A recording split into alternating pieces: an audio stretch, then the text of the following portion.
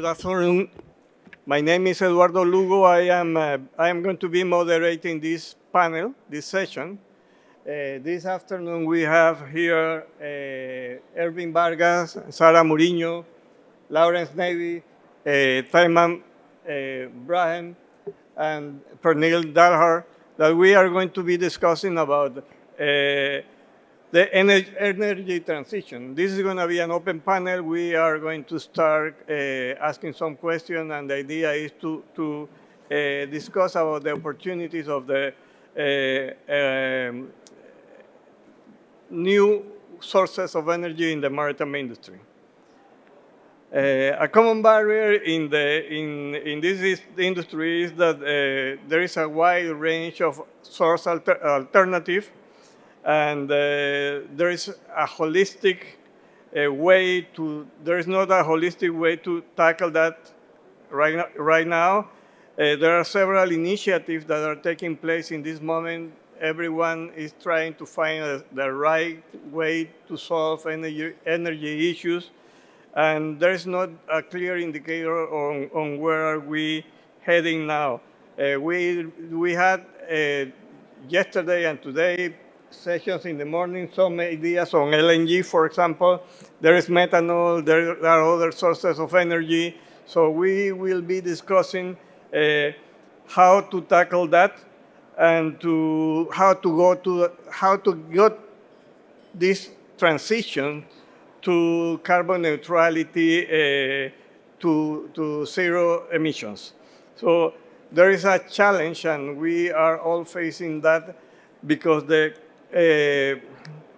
regulations and the discussion that are taking place in IMO are also focusing in trying to reduce the maritime emissions in the 2050 by 2050.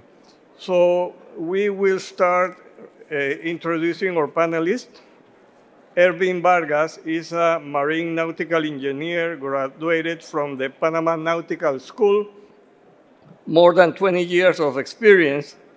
He has studies in postgraduate degree in higher education, postgraduate degree in shipbuilding and naval repair, diploma in tugboats, engineering, internal auditor in ISO 9001, 45,001, 14,001, and 5,001 standards.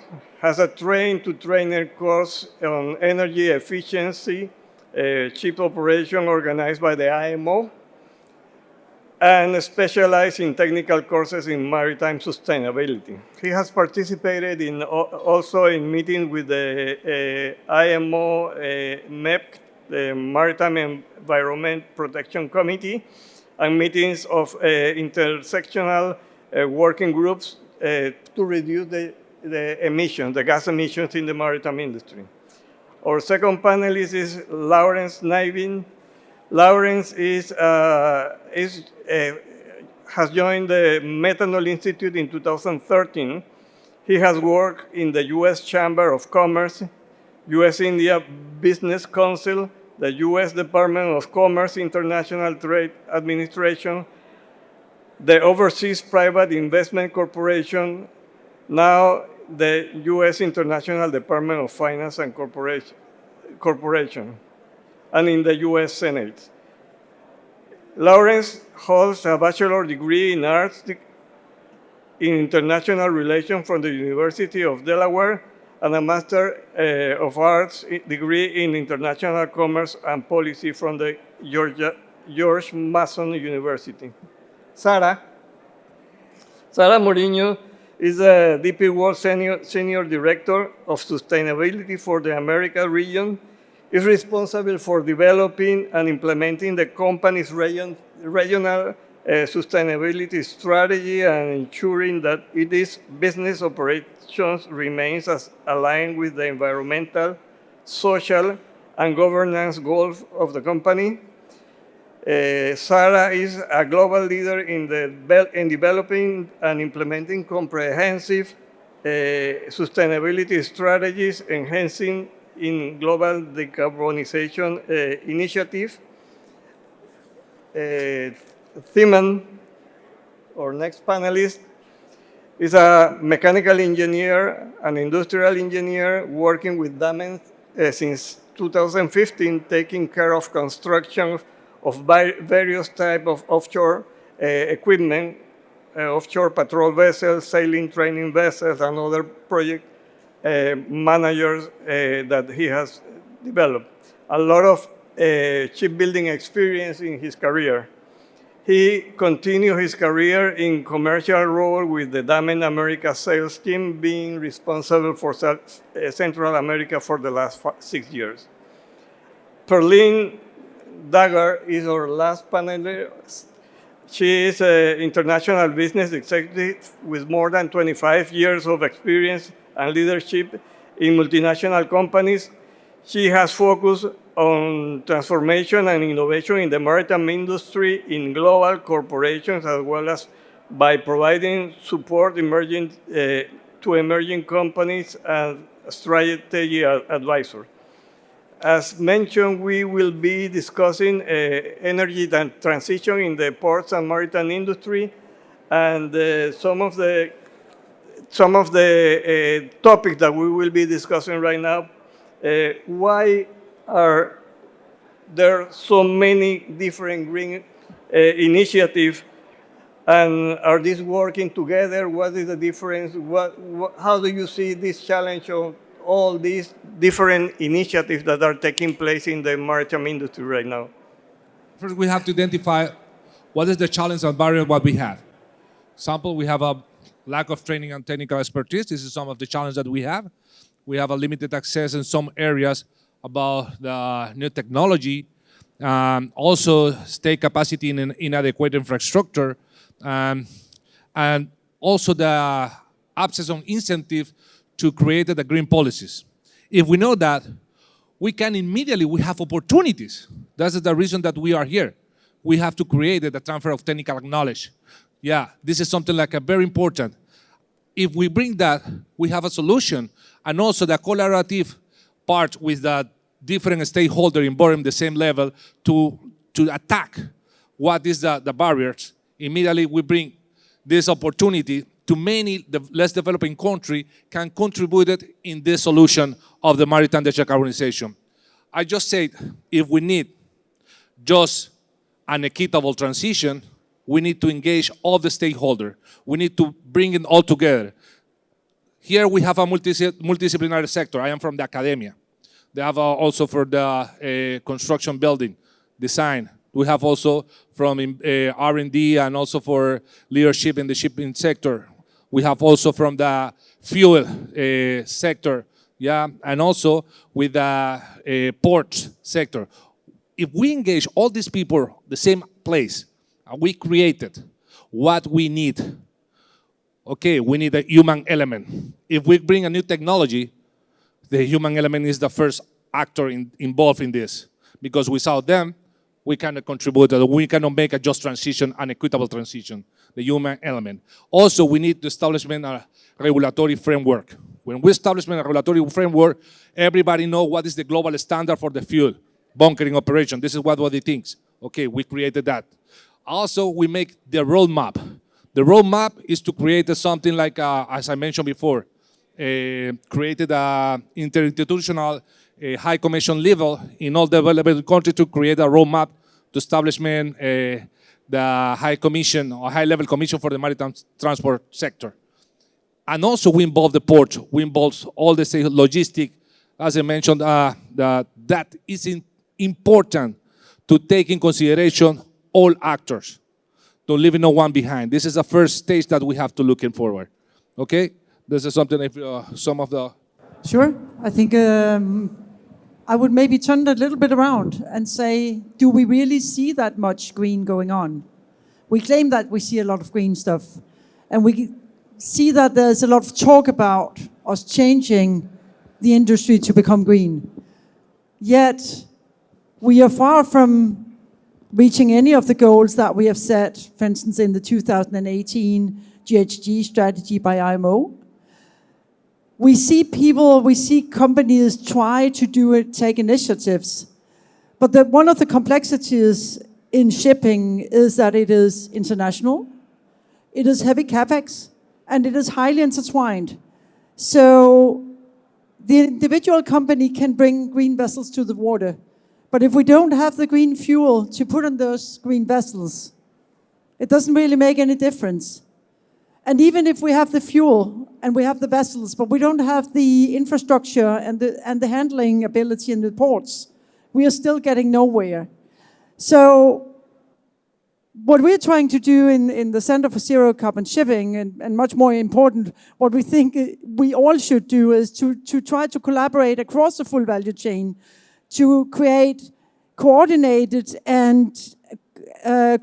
collaboration to drive all those different parts at the same time, because we cannot succeed unless we have a very, very deep collaboration that looks holistically not only at what can I do, but also what can we do, what do we have to do as an industry. And leading to the question above, is the energy transition disjoint? Yes, it is.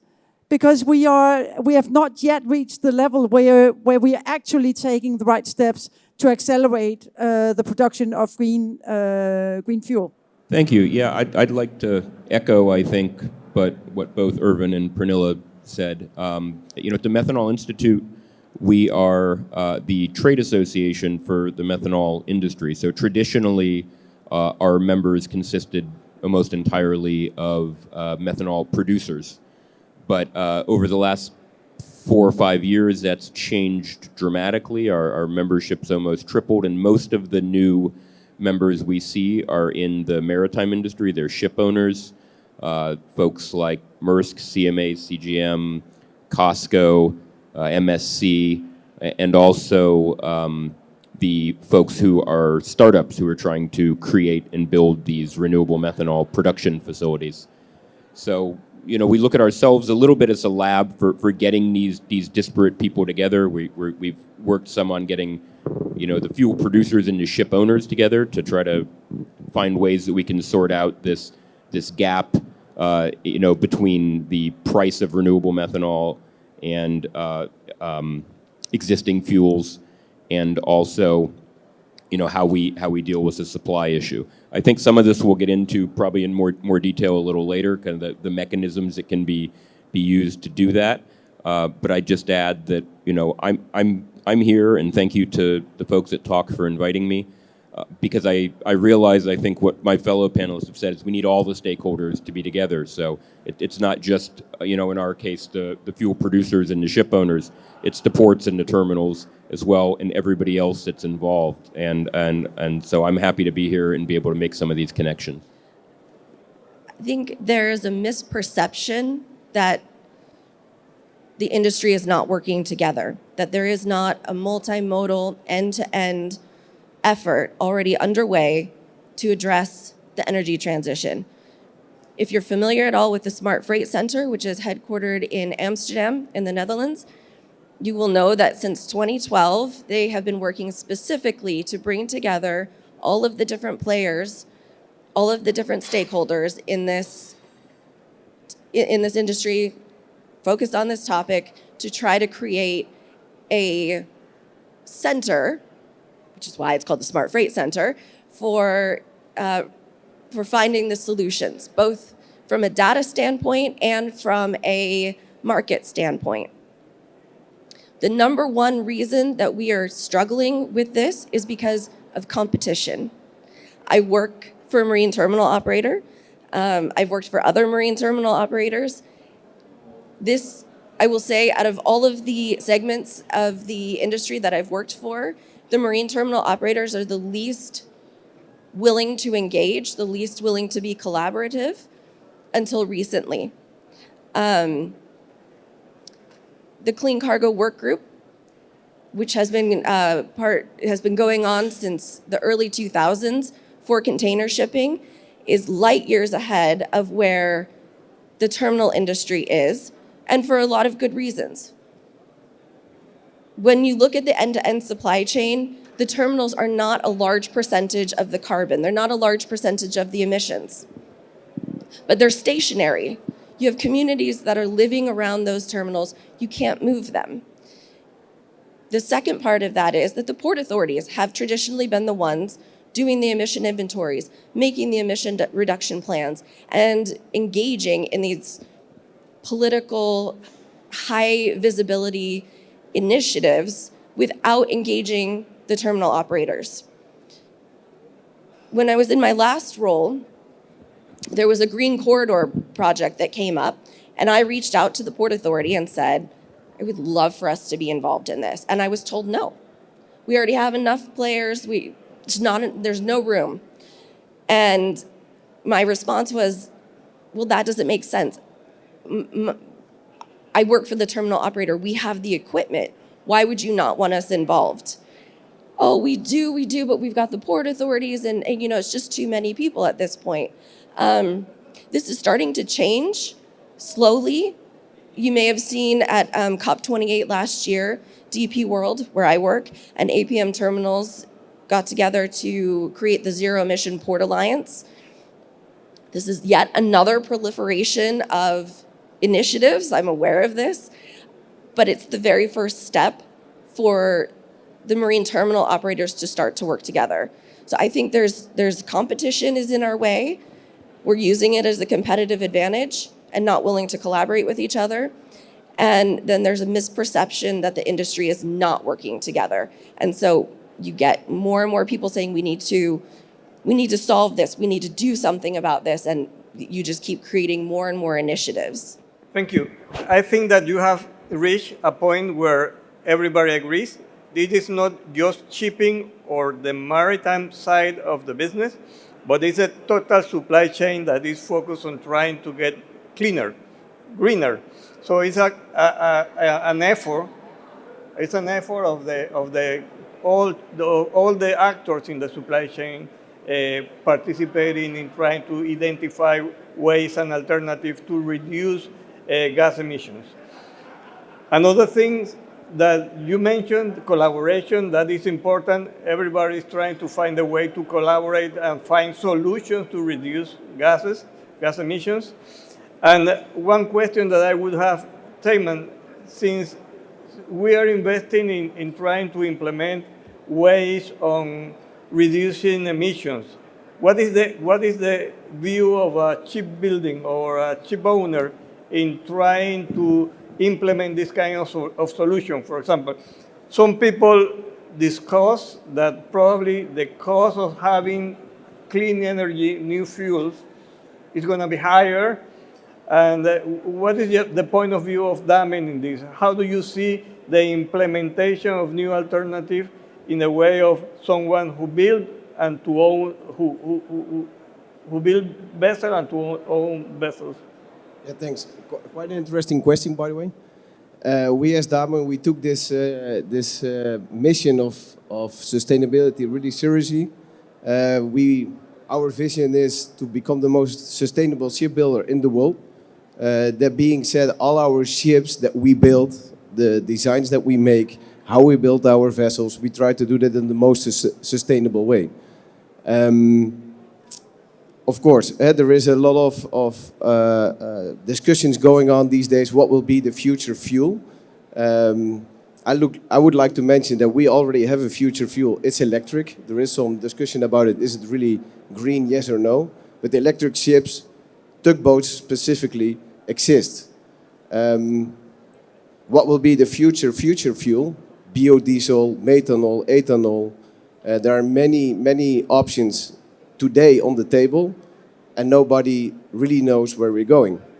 Until that decision is made, we cannot change our designs in a more sustainable way. So if it will be ethanol, then we need to make a design that will be suitable for ethanol. If it will be methanol, it will be methanol. If it will be biodiesel, it will be biodiesel. But it cannot be all four of them.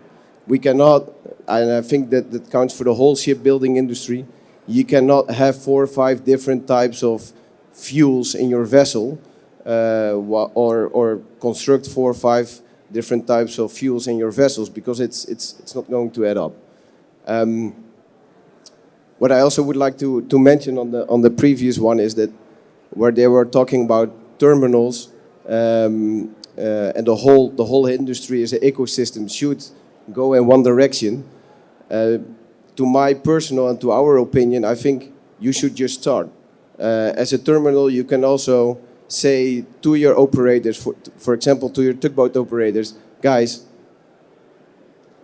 get rid of the old fuel tugs that you have with all the black smoke coming out of them every time that you push a boat, but start thinking about future. Do it now. The technology exists. We have it as Damen. We developed it. We were the first ones with the full electric tugboats on the market. It's called Sparky, by any reason. And it operates full 100% electric without any emissions. So I sometimes don't understand why operators of tugboats or terminals even, or even governments, don't push this kind of technology and just start doing it. Somebody has to take up this action and just start with it. I think that's the most important thing of all. Start doing it instead of talking about it. A lot of discussions. Try it out. We can help you with it. There is a lot of money available and a lot of green financing available. But come on, just start doing it. Simon, I think that you have touched a very important thing, a very important topic. There is no a clear direction where to go. You see that last month, September, LNG vessels were new buildings, LNG new buildings were leading the shipyards construction. But you see people investing in green hydrogen, you see people investing in methanol, some other trying to identify other sources, and I totally agree. Shipyards and shipping companies are not going to build vessels for every single type of fuel alternative. There has to be a transition, and we have to find the right solution to get to that point.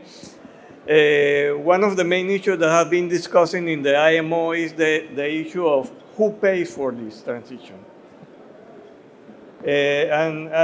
Last month we went there, and the short and medium-term measures that they are taking place, instead of just analyzing the impact, they are also analyzing who is going to pay for it.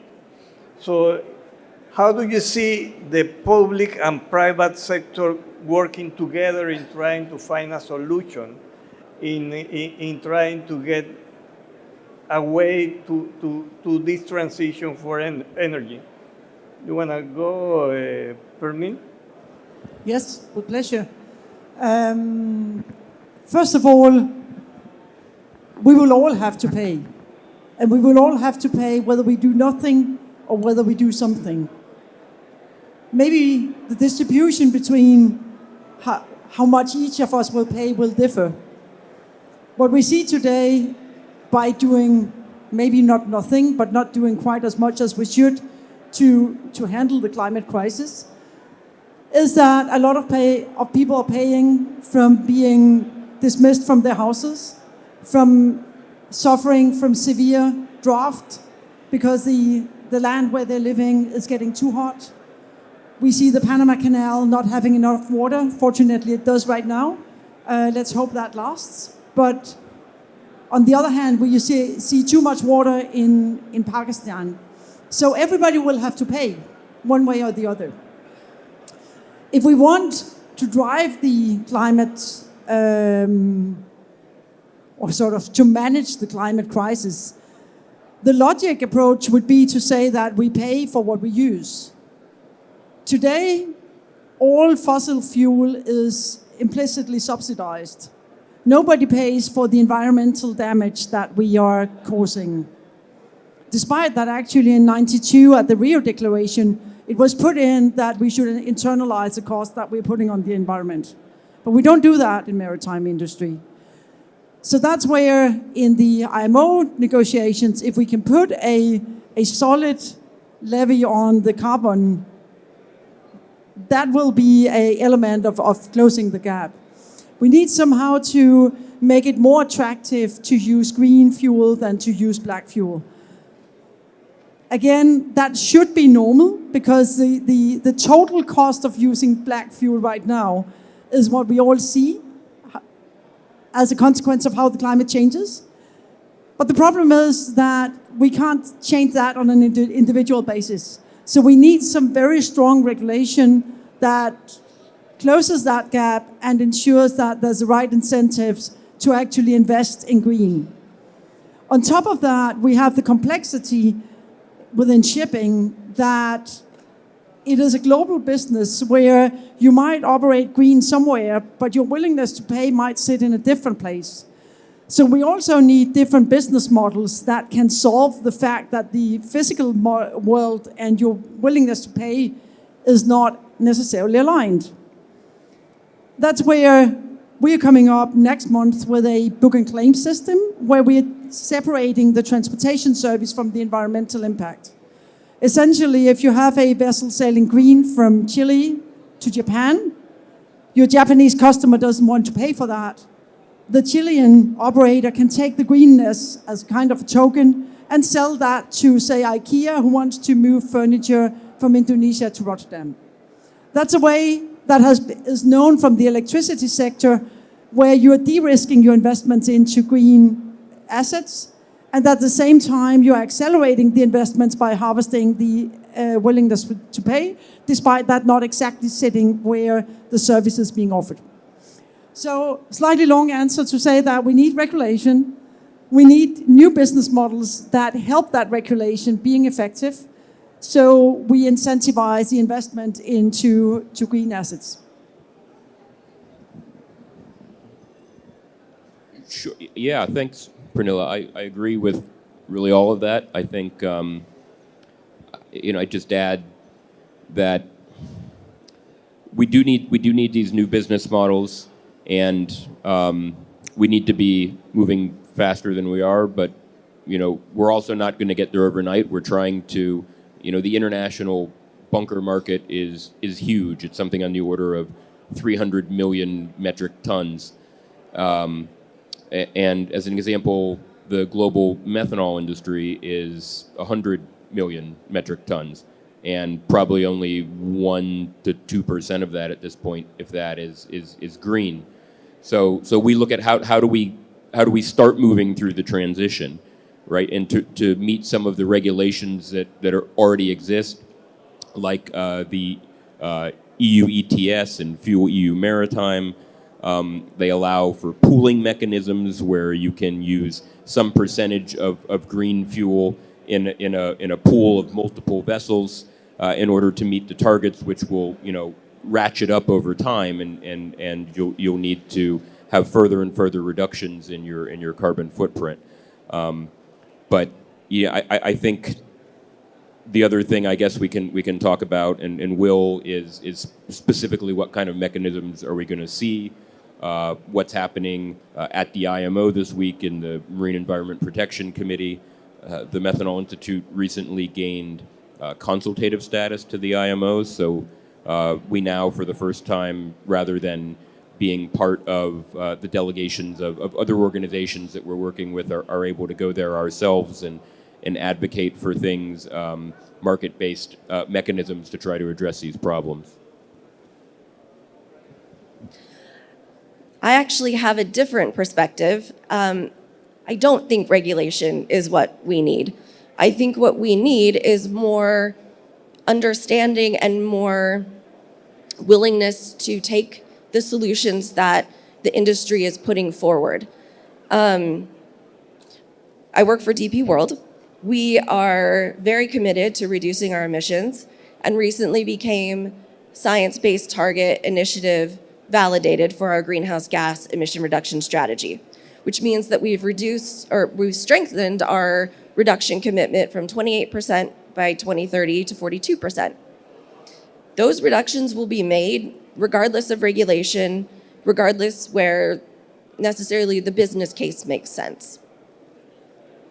However, we have situations where we have countries that don't have enough electricity. We have countries where there isn't enough of the alternative fuel. We're willing to put in the investments that need to be made, but one of our biggest challenges is that the long process for our projects to be approved or to even get the ability to try to get it approved is hindering our progress. The other thing that I will say is that we've looked at, the industry is extremely creative. Everything that is sustainability really is efficiency. It's good operational practice. We looked at reefer containers and the temperature that reefer containers is set to, and realized that it doesn't need to be as cold as it currently is. And we started the Move to -15 coalition. In order for us to get the regulations changed, it's a huge process. Those little changes, they sound small, but they will make a huge impact. And I've worked at the IMO, I've been in the Secretariat, I know the process behind how everything gets done. We need those regulations for the world and for the globe.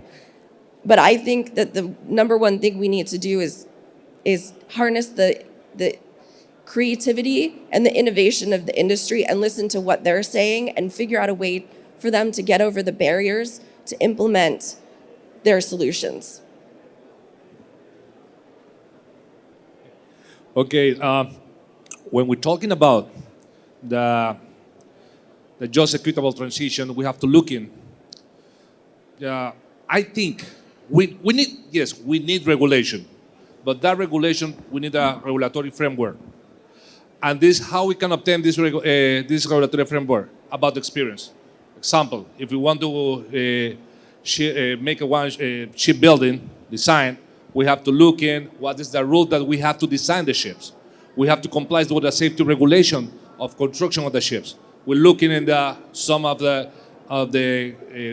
tools that we have. We look in SOLAS. Okay, we have to protect the marine environmental. Yes, we have a MARPOL. Now in the MARPOL, we have a different annex. We have a MARPOL Annex 6. We are to look in how we can reduce the GHG emission from shipping sector. Yes, we have to look in that, and that's the reason the IMO are already discussed this. We have a 2 week of discuss. The first week we have an intersectional working group of GHG emission, and now we have the MEPC 82. What is going to be happen? We're talking about the short-term measure. The short-term measure, we are talking all operational measure. That include the CII, the rating. If we know the rating, we have to look in what's going on with the charter, what's going on with this cargo, because we know 80% of the commercial trade are moving by shipping sector. But if we don't have a charter, if we don't have a vessel, because the CII rating is out of scope, what's happening? Okay, for that reason, they are already in the discussion to review how we make a correction factor to the CII. This is another we have to comply with the 2023 IMO GHG strategy. We have to reduce a 2050 zero on air zero. This is the scope, this is the goal that we have. We have to go there. I don't know, but that's the reason that we have to create that specific regulation to go there. But how we can go there? With the intention, with all parties involved to go there. And now, this is a very important, crucial point about the alternative fuels. Because we are on the discuss about also and the pricing mechanism. That meaning, what's going on of if we increase or we put a levy of the carbon of the fossil fuel, we include that, we have to reduce the gap for the fossil fuel to the alternative fuel and put in the same level. And we have now the competition. What are we going to do the industry? The industry has to follow up what is in the market and what is the best option to make the business effectively and efficiently. If we make it that, we have to look in, okay, now is the time to change because I have no continue with the fossil fuels and now I have to look in with alternative fuels. This is some that solution that we have to look in.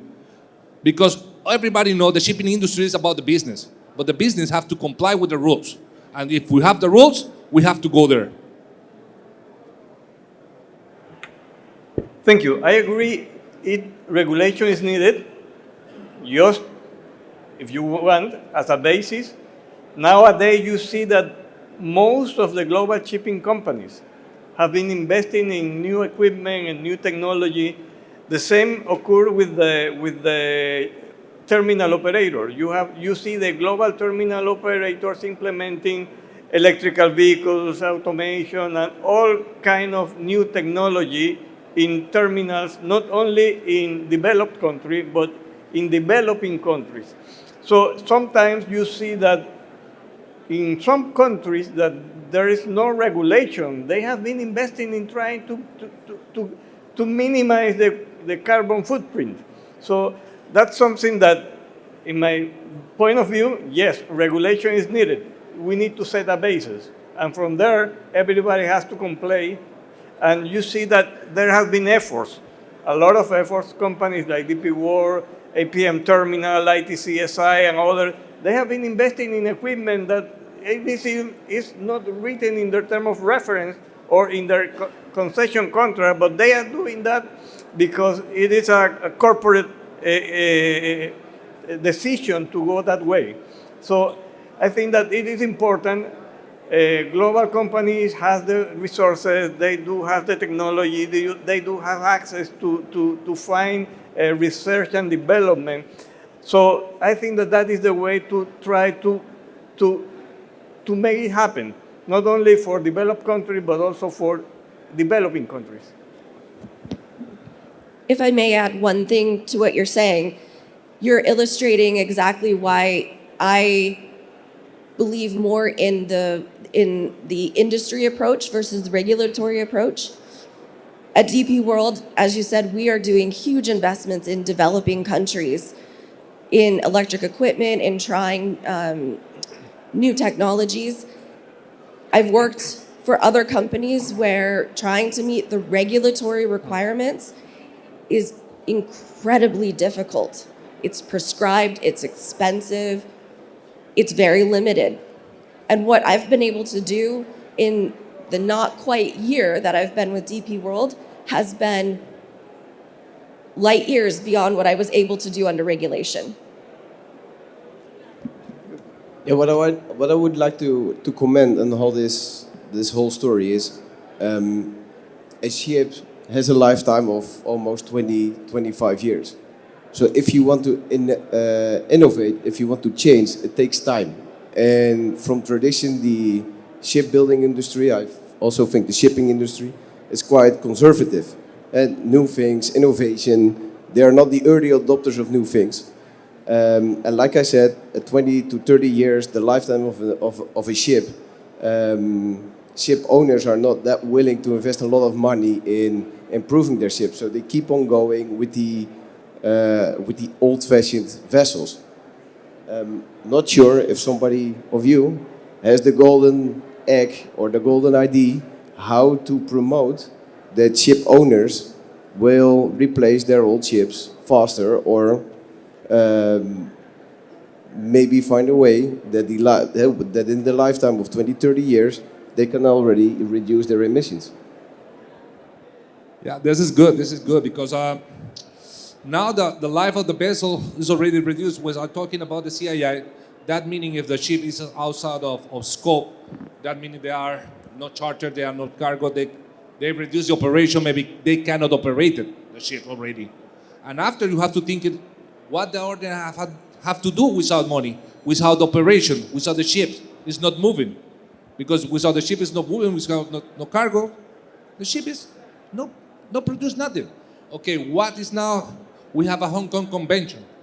And now the IMO is looking what's going on with this ship that are outside of a scope.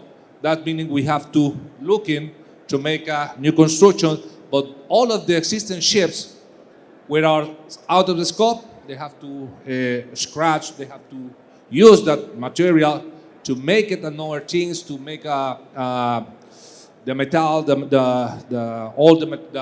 material that they use it, they have to rebuild again or have to make it another. They have now new opportunity to the shipbuilding company.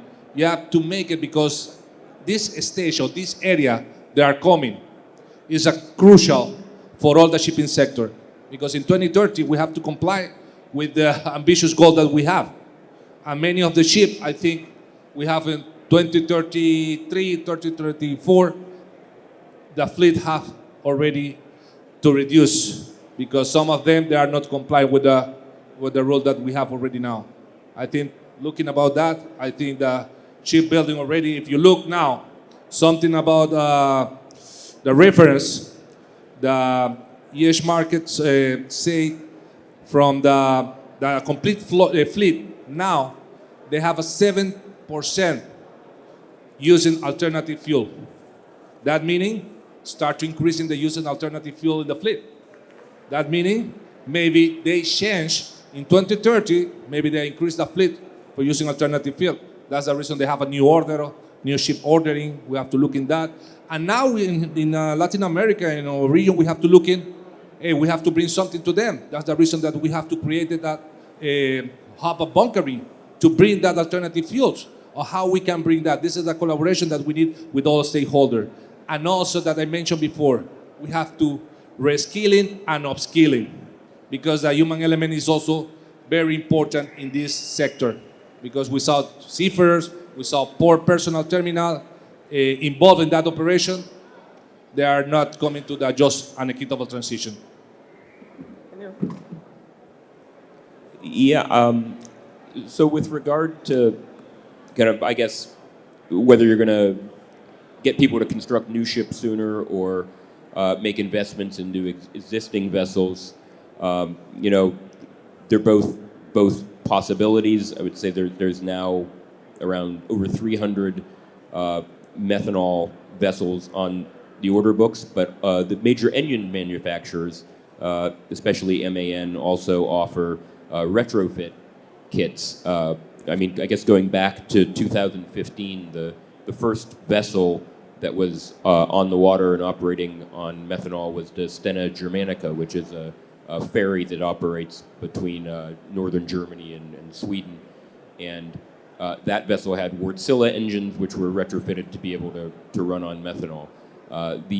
Internally, the engines don't require any modifications. It's mainly an issue of the fuel rail and the fuel delivery system.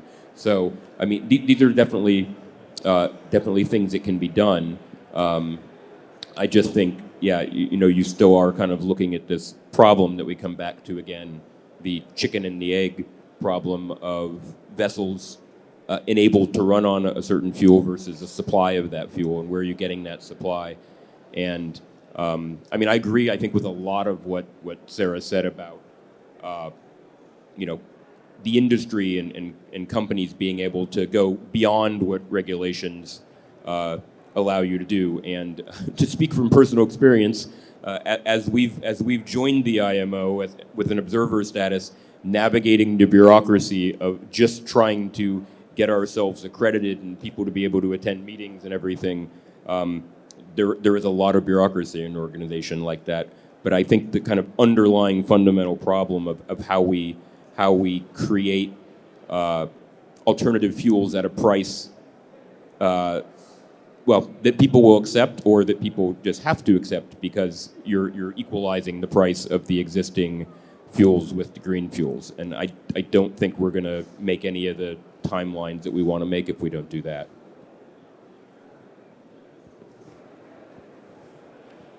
Tim, and you mentioned green financing.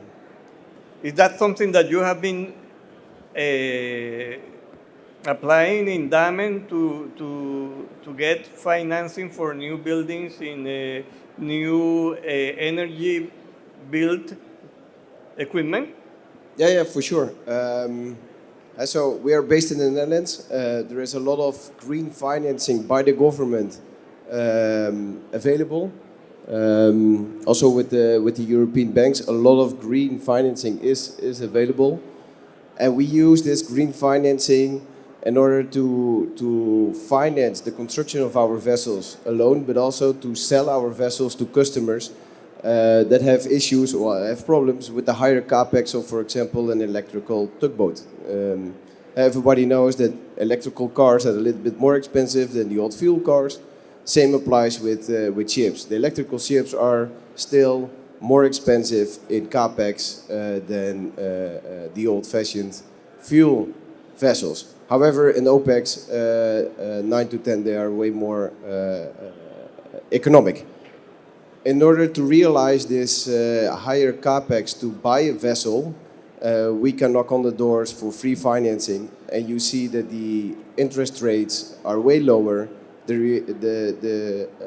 Your payment terms are longer, so it's really a sustainable business to use green financing on buying vessels.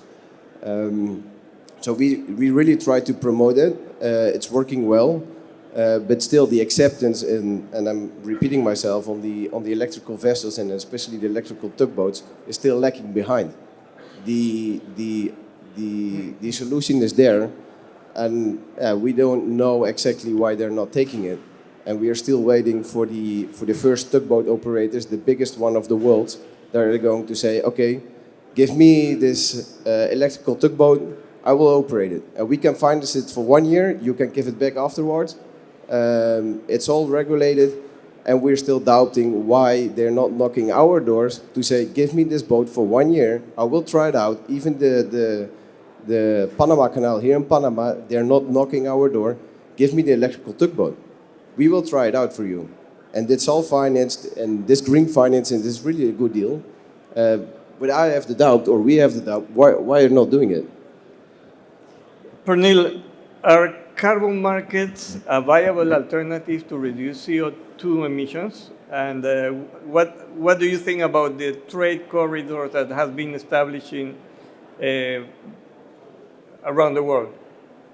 The Europe, North America, the Asia-Europe, Asia-North American corridors, green corridors? The green corridors? Yeah.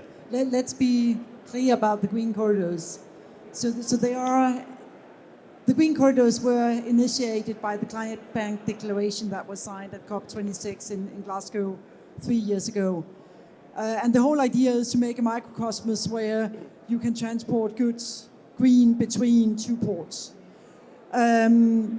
Since then, some 40 plus projects have been announced, and a number of them have been developed into some studies. But at this point in time, to my knowledge, we don't have any existing green corridors operating for a number of reasons. It is definitely the right way to go. It is a way to circumvent the globality and say, let's do it in smaller steps.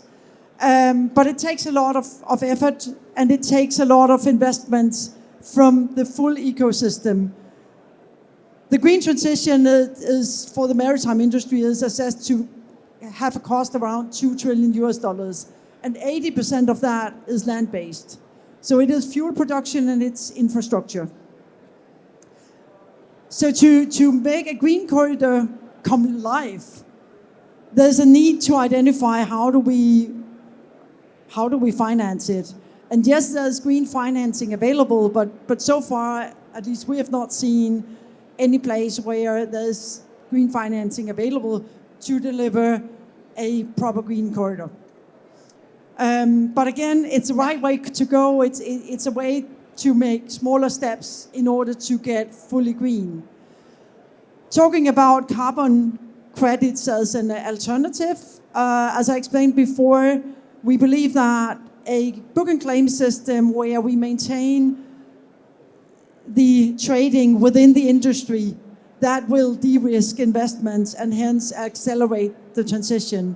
If we are talking carbon trading, like offsetting, that's a very different story. That becomes very blurred, and history shows, I'm not saying that there's no offsetting, that's not fine, but history shows that it's very difficult to identify whether the offsetting is actually a real offsetting or whether it is just selling something that would happen anyway. But we do believe that the book and claim system will be a very critical component of the transition for the next 15, 20 years. And you could say that the green corridors combined with the book and claim and a fuel demand aggregator, where the fuel demand parties aggregate their demand in a way that they can give a sufficiently long and sufficiently big offtake to the energy majors in order for them to be willing to make an investment. Then you will have a full circle that will nurture each other. And maybe I should add, because I've been very explicit on regulation, I very firmly believe that regulation is very, very critical. I very much also welcome all industry initiatives that are going beyond existing regulation. Of course, that's excellent when companies take the initiative on themselves. Regulation is a way to create the level playing field that allows the full industry to move in a given direction. Agree. Lawrence, what's the role of methanol? You are in the Methanol Institute. How do you see methanol as the fuel alternative? There are several options in the market. People are trying to get the best of all of them, but what's the play of methanol in your point of view? Sure. Thank you, Eduardo. Yes, I guess if I can speak for the methanol industry, which I suppose is what I'm here to do, I would say that again, going back to something I said before, the global bunker market is on the order of 300 million metric tons. It's far too much for any one fuel. Similar to what was said before, you can't be building a vessel to run on 5 fuels at once. So I think certain segments are going to probably gravitate toward certain fuels. I mean, we've seen so far, initially it was methanol producers that constructed the first methanol tankers that would essentially be able to, operate off of their cargo. And we've now seen the greatest pickup in the container liner industry. Also, we're starting to see it in ro-ros and some other areas. So, methanol's making inroads in certain areas. I think you're going to see ammonia in certain areas, and you probably won't see it in others. For example, I think we're very unlikely to see, ammonia-powered cruise ships because of the toxicity of the fuel, right? So I think it's going to be, in order to meet any of these targets, it's going to be a basket of fuels. Methanol will be one part of that, but we have biofuels now, hydrogen, ammonia, LNG. So all of these, eventually bio-LNG. So all of these are going to be players in the mix moving forward, I think. Erwin, you have been attending IMO meetings. You have been involved in this transition. You are talking about energy transition, and you are very familiar with all of this. How does MTCC in Panama is doing? What are your projects, and how do you see this transition not only in Panama but in the region? How do you see that coming on? Okay, that's a good question because as we know, we are a Maritime Technology Cooperation Center. It's a center established by the IMO and funded by the European Union. The intention is to all the region, we have 5 different centers in the 5 different regions. One of them is in Latin America, another in Caribbean, and Pacific, and Asia, and Africa. And what is our scope? We have to thinking about how we can bring innovation solutions about the energy transition and energy efficiency operation of the ships to reduce the climate, to reduce the GHG emission for all the operation of ship, and also to involve the interface ship to port. I have to mention that we have already an innovative project, the Pilot Project 3. This is the establishment of the Maritime Big Data Management Center with the objective to reduce, to verify in real time the maritime operation and emissions as CO2, CH4, and N2O from all the vessels operating in the Panama territorial water. And we want to expand it. Already we have a communication with the government of Colombia to expand this dashboard. To the people looking, what we have to create it is like a dashboard for emission. corridor emission dashboard to everybody take the ration, take the inventory that they have from the vessel operating in the territorial water of each country. And after, you can get in more information to make a just transition and an equitable transition. And also that we are working in the MTCC is to create a program. As we know, next year we are also in the discussion of the STCW.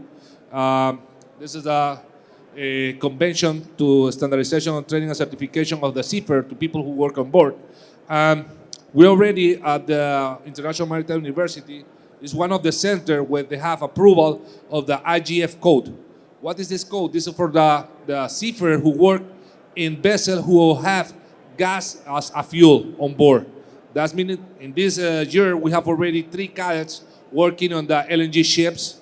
Yeah, that meaning now these people are getting involved in that. They know the operation that they use this type of fuel on board a vessel, and we have also to bring this capacity building activities and also the transfer of technical knowledge. For that reason, we can invite all the stakeholders, also a fuel producer, technology provider, to link in all the universities and academias to be part of this resource. One of the example, we have also one real engine, is an engine room for teaching, to make a class. Why we cannot bring that technology to go there in this region to bring that kind of fuel to operate it with this type of engine, make that study, make a research of that. This is how we can make a just transition and equitable transition to involve all the actors to be part of this. And also the financial. We need the financial, the green financial. Something like we have to mention, and we already, the IMO and the MAPC 78, they approve of many banking sector that are engaged in the Poseidon principle. This is to encourage all the banking sector, investment banking sector to decarbonize the shipping sector. Our colleague mentioned, this is to get the financing for the shipping company to bring a new projects, new proposals of that kind to decarbonize the shipping, to support them, to work with them. And R&D is also part important in this transition. Thank you.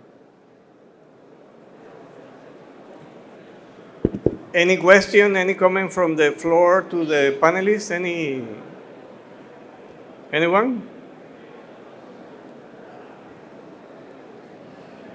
Sarah, could you share with us what is DP World doing in emerging countries to try to promote this initiative? How do you work with the public sector to make this transition happen? You as DP World are investing in technology, are trying to promote the use of clean technology. How do you do that with the examples in emerging countries that you're working with? For the most part, we're not really working a lot with the public sector. My role is to oversee sustainability for DP World America. So it's North America, Central and South America. Only in Canada are there incentives, government grants that will assist DP World with our decarbonization efforts, and we have applied for those. In countries like Brazil, where we have a large terminal in Santos, those investments that we are making are because we have our carbon commitments, because it supports our business, and because it makes our terminal more efficient. It is not because we have been given money by the government or an incentive from a public entity to be able to electrify our RTGs, or in Peru, where we have been deploying electric ITVs. These are investments DP World is making solely on our own. Where we do engage with the public sector is trying to get some of the infrastructure approved. For example, in the Dominican Republic, we're ready to build a 12 megawatt solar installation, but we are still waiting for the approvals. we will do that solar installation once we get the approvals, but it will not be with incentives, it will not be with grant funding, it will be with DP World CapEx. Pernil, in your experience, as part of the Merck's McKinney Group, which project do you see more feasible in trying to implement? I agree. Most of the countries that we have been doing projects, most of the developing countries, you do not see the government supporting this kind of initiative. You see the discussion in IMO, you see all the bureaucracy in IMO, you see countries discussing one to another and trying to find the right words to put a sentence. But in practical means, how can we do that? The private sector is taking initiative. The private sector is investing, even though most of the developing countries do not have regulation. How do you see this in your point of view? What is the way to go ahead and to keep investing in transition, in energy transition? We were discussing that some countries are thinking on electrical, plugging the chips to electrical plugs in the terminal, but how these countries produce electricity. Not all electricity is clean or green energy. So how do you see this transition? So that's exactly a very good point, that electricity, we have a little bit the sentence that as soon as something is electric, then it's green. But obviously it depends on where the electricity comes from. 80% of electricity globally, if not more, comes from either fossil fuel or from, coal is part of the fossil fuels. So we need to look at, when we talk about the energy, we need to look at what we call the well-to-wake basis. Where does it initially come from? Not only what happens where it is being burned. So that's a very important element that in all kind of energy discussions is just really critical. In terms of practical initiatives that are driving the energy transition, and here I'm not talking about the maritime industry, but the energy transition, we see that the combination of the Inflation Reduction Act in the US and the EU ETS and the Fuel EU is actually a really nice way of creating a regional setup where the green fuel is becoming competitive with the black fuel. So those are, from a regulatory perspective, good illustrations that a way to close the gap is a combination of a carrot and a stick. On top of that, there are these different business models, green corridors, we talked about that, fuel demand aggregation, getting the industry together to provide the security that there's going to be an offtake for those who are going to invest in the green fuel production. People who are producing energy plants, they don't want to have both the uncertainty around the fuel and the uncertainty around whether anybody is going to have an offtake after 6 months. They're looking for offtake agreements of 10, 20 years. And at the same time, the majority of the shipping owners or ship owners cannot guarantee that kind of offtake because they're simply too small. So what we're looking at is trying to aggregate that and design a mechanism where we can secure a solid pricing for those who are to invest in the fuel, and for those which is still acceptable to those who are going to burn the fuel. So there are different business models, and then of course again the book and claim is another transitionary model that will help the investment into both vessels and also energy, green energy.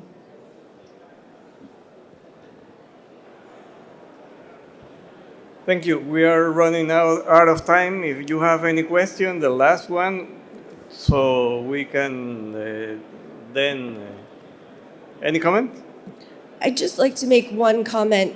that I haven't heard any mention about the shippers in this discussion, nothing about the beneficial cargo owners.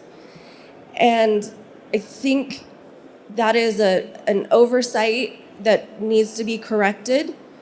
It is something that is very central to the work I've been doing for the past 2 decades, because they are the reason we're all here. If they don't need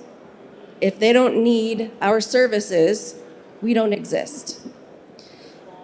And their decision making, their needs, their willingness to pay will drive everything that we do. It is driving everything that we do.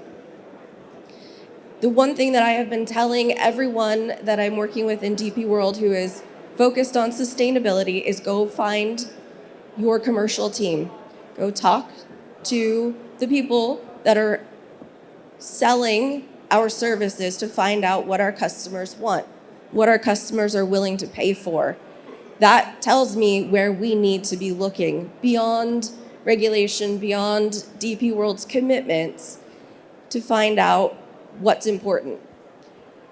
So I'd like to leave my thoughts there. Thank you. Totally agree.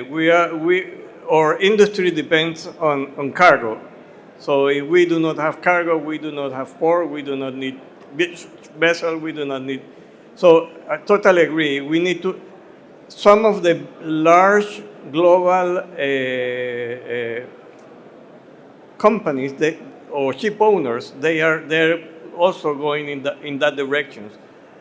We have to take that down to the level of nationals when you get to these countries. So that is a very good point that you have mentioned, and with that, I think that we have just completed the time. Thank you for your intervention for all of you, and a round of applause for our panelists. Thank you.